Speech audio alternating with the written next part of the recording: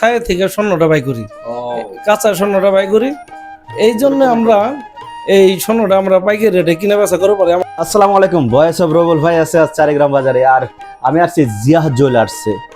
এখানে আপনারা স্বর্ণ ক্রয় বিক্রয় করতে পারবেন, সেই সাথে রূপার বিভিন্ন আংটি, বিভিন্ন গহনাগুলো কিন্তু খুব সুলভ মূল্যে কিন্তু আপনারা এখান থেকে ক্রয় করতে পারবেন। আমরা আছি জিয়াদের কাছে। তোমরা এখানে মানে কেমন গোল্ড বিক্রি করো? এখানে কত ক্যারেটের গোল্ড? আমাদের এখানে সব 22 ক্যারেট গোল্ড। সব 22 সব 22, গোল্ড হ্যাঁ। দুই নাম্বার কোনো জিনিস চলে না। না।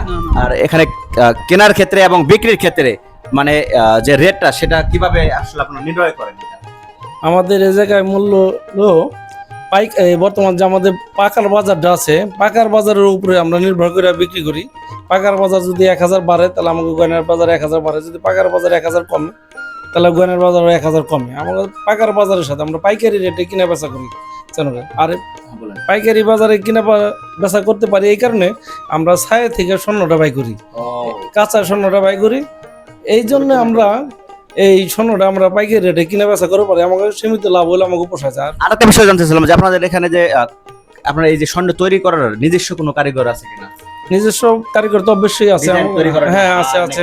আমাদের কারিগর আছে, আমাদের কারখানা আছে পিছনে।